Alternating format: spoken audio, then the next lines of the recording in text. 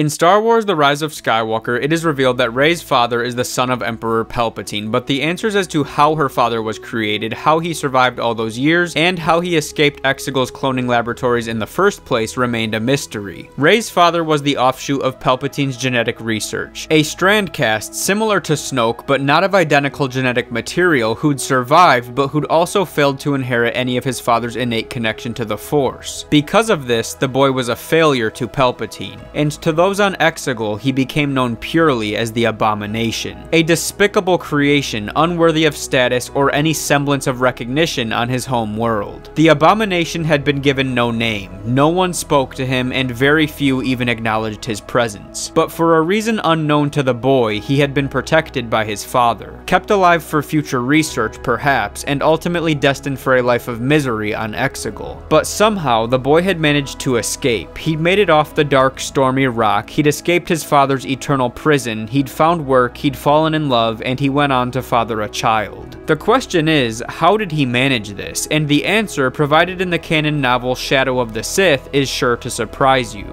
In a flashback to an earlier time, we find Palpatine's son lurking in the shadows of Exegol, watching two figures who have recently arrived at the Sith Temple. One, a tall figure dressed in black armor, donning a cape and a helmet that emphasizes each artificial breath he takes, and the other, a shorter man with a red and white mask. The two figures are none other than Darth Vader and Ochi of Bestoon, who have come to Exegol in search of knowledge. But what they brought with them was an opportunity. An opportunity for the Abomination to escape this lifeless planet and to start anew. It is a tremendous risk, but one he can't fully grasp since he doesn't even know who either of these figures are, and one worth taking for a man with absolutely nothing to lose. And so, the nameless son of Sheev Palpatine smuggles himself aboard the ship on which Ochi and Vader arrived in, hiding in a sealed compartment and concealing his presence with a hex charm that was given to him by one of Palpatine's loyalists, and flying away from Exegol once and for all. When the ship lands, he finds himself on a large planet teeming with life. He finds work. In a small panic, he quickly selects a name, borrowing the identity of his only acquaintance on Exegol, and just like that, Dathan begins a new life. At this time, Dathan is still a teenager. Palpatine and Vader are still alive, the Empire is obviously still around, so there was still quite some time before Rey was born and the stage for the sequel trilogy really began to take shape. We know that Darth Vader found his way to Exegol with Ochi shortly after his battle with Luke on Cloud City in Empire Strikes Back, so that is when Dathan's escape takes place, and that still leaves a little bit of time before the events of Return of the Jedi, and then another 17-ish years before the death of Rey's parents at the hands of Ochi of Bestoon, who was hired by Palpatine's dark acolytes to find his granddaughter. So while Dathan obviously spent a very long time on Exegol, he actually lived a good portion of his life off of the planet and out of his father's grasp. And while Darth Vader obviously did not intentionally help the boy to escape, Dathan would not have gotten away if Vader hadn't pursued Exegol, so I think it's worth mentioning that not only did Anakin Skywalker destroy the Sith, but he also inadvertently played a role in what would ultimately result in Rey's birth and Palpatine's final defeat. Again, it wasn't intentional, of course, but it's kinda cool to think about the ways in which the conflicts between Vader and Sidious during their reign continued to come back to haunt Sidious long after Vader's death. In a roundabout way, Darth Vader's actions led to Rey's conception, because had he never gone to Exegol, Dathan never would have escaped. But that is going to wrap things up for this video, so let me know what you guys think about the information that has recently begun to surface about Rey's parents. If you could, please remember to drop a like on this video to support the channel, subscribe to the channel for future Star Wars content, and of course, may the Force be with you